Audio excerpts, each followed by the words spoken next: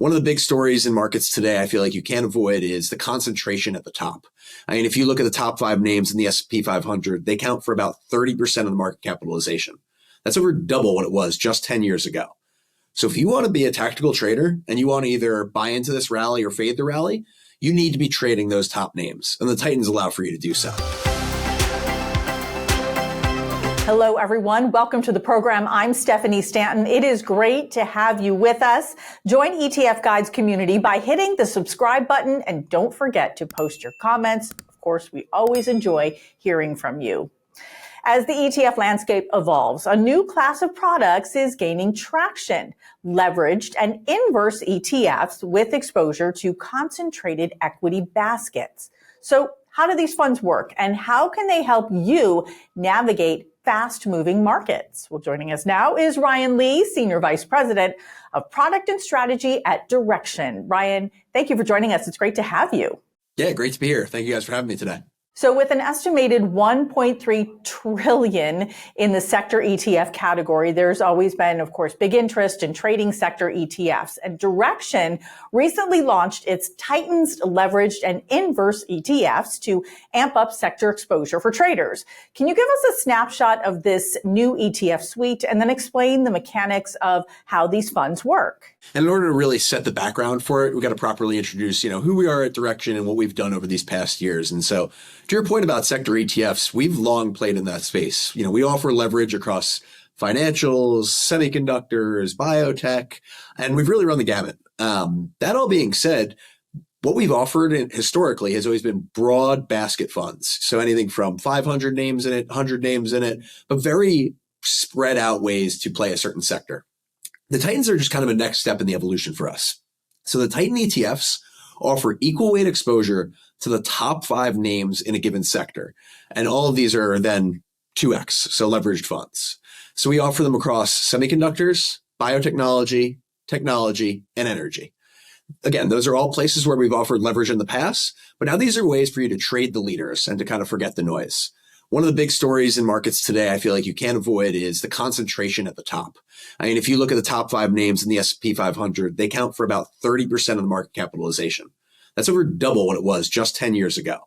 So if you want to be a tactical trader and you want to either buy into this rally or fade the rally, you need to be trading those top names, and the Titans allow for you to do so.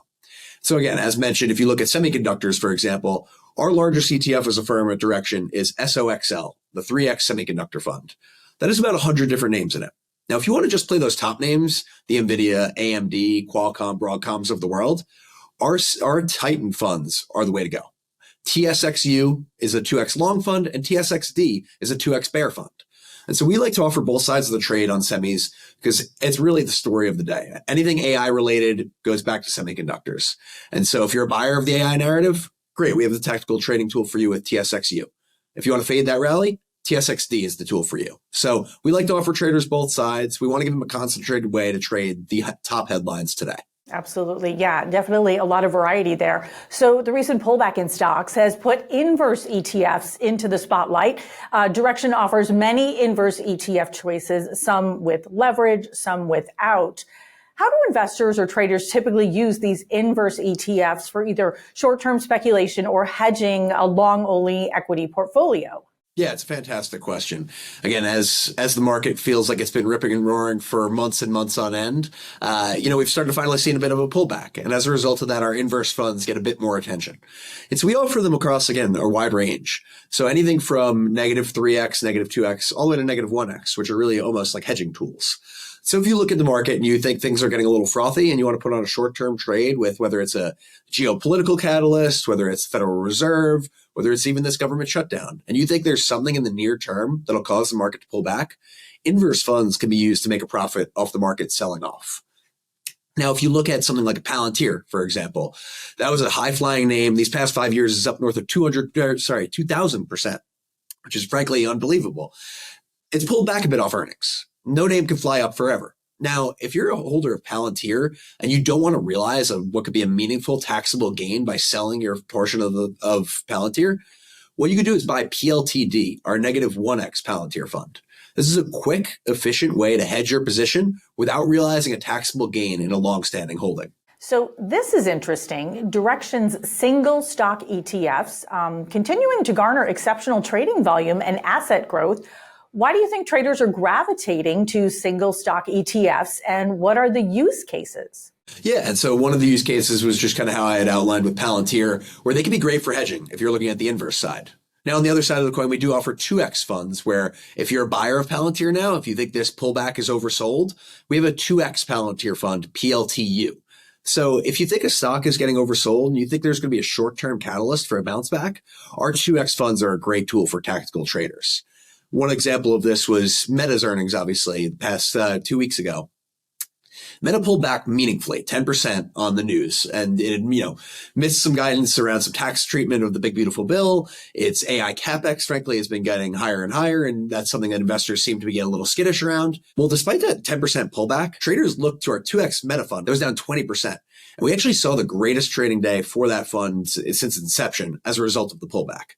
So traders look to buy the dip with our 2x funds, or they can look to hedge their positions with the negative 1x funds. Yeah, so it just really, again, gives a lot of flexibility. And I think a lot of people, when they think of ETFs, they think of sort of like many stocks in one or a basket of stocks. So the single stock is kind of a relatively new concept, is it not? Yeah, and so these came live back in 2022, and really this past year in particular, you've seen just incredible growth. One of our largest funds as a firm is actually our 2x Tesla fund, TSLL. And if you think about it, I've mentioned Tesla, Palantir, Meta. These are all names that oftentimes see volatile trading periods. And for tactical traders with conviction, buying a 2x fund or going short with a negative 1x fund is really just a great way to make profit on quick, short directional trades. Again, these are not buy and hold investment vehicles. This leverage resets daily. The saying we like here at Direxion is the trend is your friend. So if you're long a 2x fund and the market is just one directional bull market, great, you can make a great profit. But if markets get choppy, you see real volatility, or the market runs against you, that compounding works against you as well. So we really do like to reiterate, these are tools meant for tactical traders. And for traders looking to learn more, go to our website, Direxion.com, go to our Direxion University, and really just unpack some of the resources there to better understand how these fit your broader portfolio. All right, let's shift gears. We need to talk about gold. Gold recently hitting all-time highs, of course, driven by concerns of geopolitical risk, government debt, inflation, etc.